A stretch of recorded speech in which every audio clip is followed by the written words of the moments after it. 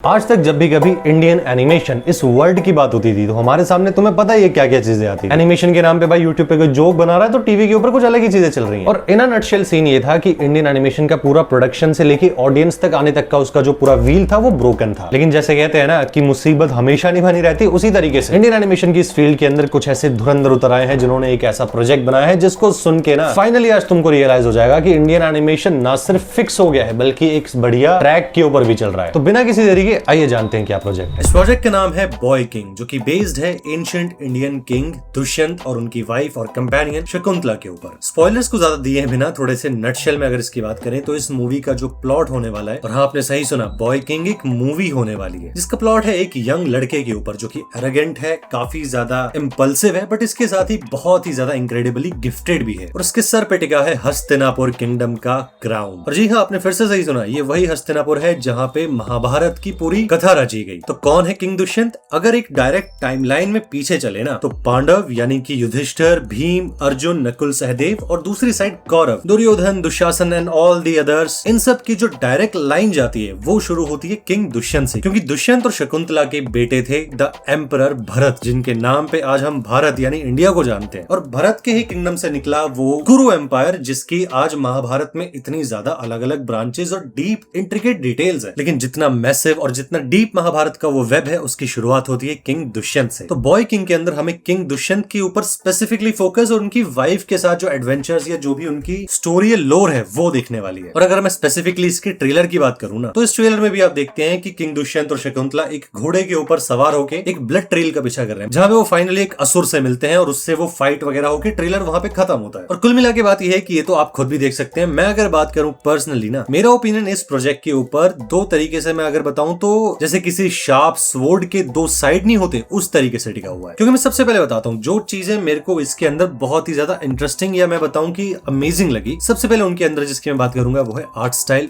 Obviously, क्योंकि पहले ही झटके के अंदर जैसे ही तुम इसके ट्रेलर को देखते हो और थोड़ा सा भी उसके अंदर आगे बढ़ते हो ना, तुम्हें समझ में आ जाता है कि जब तुम्हारे दिमाग में कोई इंडियन प्रोजेक्ट या फिर कोई इंडियन एनिमेशन चल रहा होता है, बॉय किंग उससे बहुत ही ज्यादा यूनिक है, बहुत ही अलग है। क्योंकि जिस तरीके से इसकी जो टीम है, जो इसका स्टूडियो है नाइट टाइगर एनिमेशन, वो जयपुर में बेस्ड एक एनिमेशन स्टूडियो है जिसको की बनाया है सिर्फ इसलिए गया है जहां पे आर्टिस्ट एंड स्टोरी टेलर्स जो कि इंडिया के अंदर रह के इंटरनेशनल फिल्म्स एंड इन चीजों पे काम कर चुके हैं या करना चाहते हैं, उनको एक प्लेटफॉर्म दिया जाए, उनकी वॉइस को एक स्ट्रक्चर दिया जाए।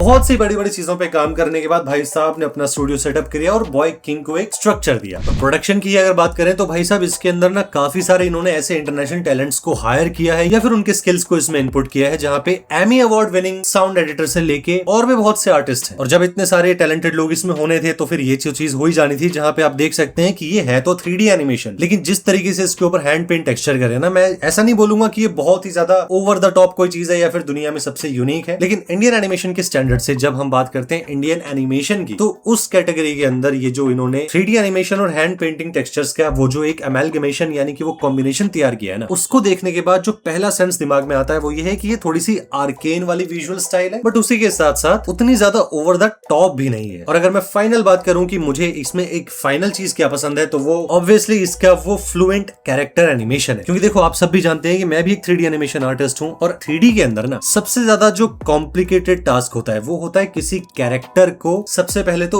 एनाटॉमी के हिसाब से उसको शेप करना, यानी कि उसको मॉडल करना, और फिर उसके मॉडल को वो फ्लुएंसी देना ताकि उसके देखने में मोशन जो आए वो बिल्कुल रियल लाइफ लगे या फिर वो फेक ना लगे, जिटरी ना लगे, जो कि हमें आज तक के काफी सारे बड़े बड़े इंडियन एनिमेशन में देखने को भी मिलता था, जहां पे अगर कैरेक्टर कहीं इधर उधर देख रहा है तो उसकी आंखें ऐसा लगता था अलाइव नहीं है, वो किसी ऑब्लिवियन में देख रही है। और ये चीज आई एम ग्लैड कि बॉय किंग के अंदर बिल्कुल नहीं है। फेस रिग वाले एनिमेशन से लेके बॉडी एनिमेशन तक, और फाइनली इसके जो एक्शन सीक्वेंस जो कि आपको ट्रेलर में देखने को मिलेंगे, उन सब चीजों के अंदर इन्होंने बहुत ही फैबुलस काम किया है। बट जैसे कि भाई हर बार होता है, कुछ भी चीज या तो बहुत ज्यादा घटिया नहीं होती या तो बहुत ज्यादा बढ़िया नहीं होती, हमेशा बीच में एक बैलेंस मेंटेन होता है। और इसी बैलेंस के अंदर ना मेरी जो बॉय किंग की टीम को एक छोटी सी एडवाइस होगी या फिर एक छोटा सा मेरा इनपुट होगा, वो बस यही होगा यार कि देखो आपकी जो विजुअल अपील है, जो एनिमेशन की पूरी क्वालिटी नजर आ रही है वो एकदम फैबुलस है, लेकिन तुम लोगों ने वो जो स्टोरी चुनी है, वो जो किंग दुष्यंत का वो लोर है, काफी सारी ऑडियंस को और स्पेशली हमारे इंडिया की यंग ऑडियंस को उसके बारे में ज्यादा नॉलेज है नहीं। तो यहाँ पे मेरा मानना यह है कि अगर बॉय किंग को वाकई में वो पुश देना है, क्योंकि आप सब भी ये भी जानना चाहेंगे कि बॉय किंग का ये जो ट्रेलर है ना, ये एक तरीके से कॉन्सेप्ट ट्रेलर है जो कि तब बनाया जाता है जब किसी मूवी को किसी जगह पे इंट्रोड्यूस करा जाए, ताकि प्रोड्यूसर्स या फिर ऐसे लोग जो कि मूवी बिजनेस में जिनके हाथ में डिसीजन मेकिंग पावर्स हैं, वो ऐसे प्रोजेक्ट्स के ऊपर एक बेट ले सके, उनके ऊपर इन्वेस्ट कर सके। और ऐसे में ये बहुत जरूरी हो जाता है कि ऐसे कॉन्सेप्ट ट्रेलर्स को रीच मिले, उसको बहुत ज्यादा सपोर्ट नजर आए। तो बॉय किंग की टीम से भी मैं यही बोलना चाहूंगा कि जितना हो सके भाई मार्केटिंग के ऊपर बिल्कुल भी कॉम्प्रोमाइज मत करना, जितना हो सके लोगों के बीच में अवेयरनेस इसके बारे में फैलाइए। और बस इसी के साथ मैं एक छोटी सी रिक्वेस्ट करना चाहूंगा मेरी इस वीडियो को देख रही ऑडियंस के लिए। देखिए यार, अगर आपको मेरी इस वीडियो में जितने भी थोड़े बहुत क्लिप्स मैंने बॉय किंग के दिखाए हैं, उनको देखकर अगर आपको बढ़िया लगा है या फिर आपको थोड़ा सा ऐसा लग रहा है कि भाई चीज देखने लायक है, तो नीचे इस वीडियो के डिस्क्रिप्शन में सबसे टॉप के अंदर और पिंड कमेंट के अंदर मैंने बॉय किंग के ऑफिशियल ट्रेलर का लिंक लगा दिया है। आप प्लीज जाके इसको जरूर देखिएगा और साथ ही में आपके जो भी ओपिनियन और आपके ऑनेस्ट थॉट्स हो बॉय किंग के ट्रेलर पे जरूर दिखाइएगा। और साथ ही में उसके ट्रेलर पे बस एक छोटा सा कमेंट और कर दीजिएगा कि I am from Hidden Caliber, ताकि भाई उनको भी पता चले कि हाँ भाई तुम्हारा कैलिबर भी कुछ कम नहीं है। तो बस इसी के साथ यार, thank you so much for watching this video. Best of luck to the team of Boy King, the Night Tiger Animation Studios. And इसी के साथ I will see you guys again very very soon. Till then, thank you so much for watching.